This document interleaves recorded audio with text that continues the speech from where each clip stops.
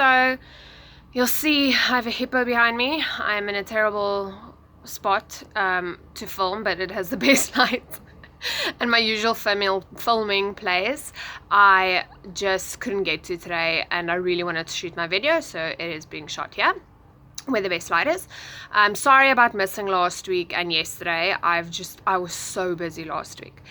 This week I'm just going to talk quickly about signs that someone you care about may have depression, and then also sort of the medical management that they may use for depression. So in friends or family, there are a few signs that you'll notice that could indicate depression. So I kind of, when I start noticing these signs, I'll talk to them and just find out what's going on, if they're okay. Because if you immediately, a lot of times, go up to someone and go, listen, I think you have depression, they might take it quite offensively. So if you notice some of these signs, I think the best thing to do would be to just calmly speak to them, find out if they're okay, that kind of thing. Okay. So some of the general signs is they'll become extremely tired. They'll sleep a lot more than usual. They'll, like, if it was someone who slept 6, 7, 8 hours a night, they'll suddenly be sleeping like 16 hours a day or whatever. I slept 22 hours a day when I was at my worst.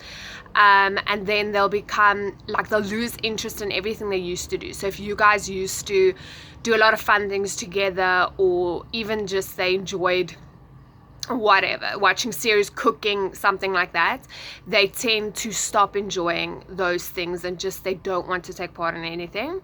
They'll become usually very irritable, and that's, for me, example, something that I get extremely irritated. They might also become hopeless, really sad, just talk extremely negatively all the time, like, my future is, there's nothing for me and nobody really cares about me, and terrible stuff like that. Not always, because a lot of times people try to keep those feelings to themselves, so just be aware of that.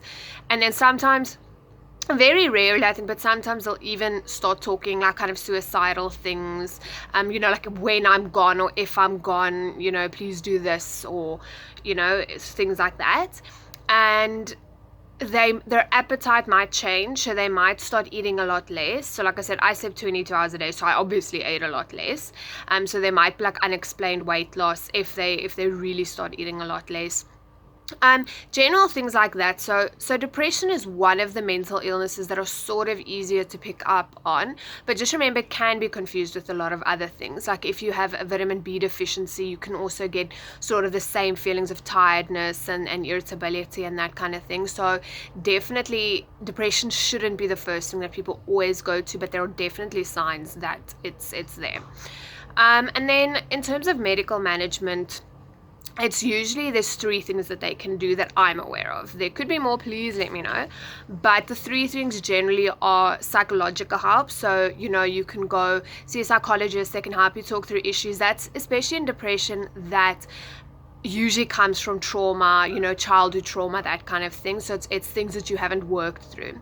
Then they have medical treatment, obviously. So that's where they put you on medication, antidepressants, that kind of thing.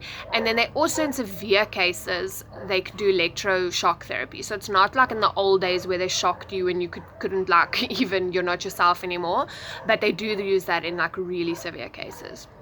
So those are kind of the general things. Obviously, like I always say, I'm not a doctor, so those are things that need to be decided by your doctor, but I also do think it kind of depends on the severity.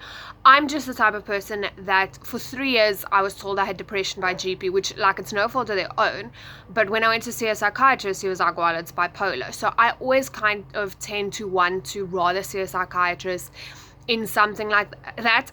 Sorry. So, but it's a personal choice thing. So those are the 2 things I wanted to cover. I didn't want to make my video kind of too long, but next week we're going to start looking at bipolar, it's probably going to take a bit longer because you get the different types of bipolar and that kind of thing.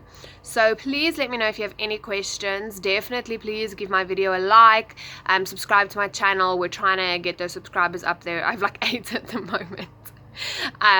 And yeah, so next week we'll chat. And remember, I always say I want to make this a safe space to share your stories, and if you even just feel like inboxing me on YouTube or on Instagram, feel free to do that, and then I can answer your questions if I can help. So yeah,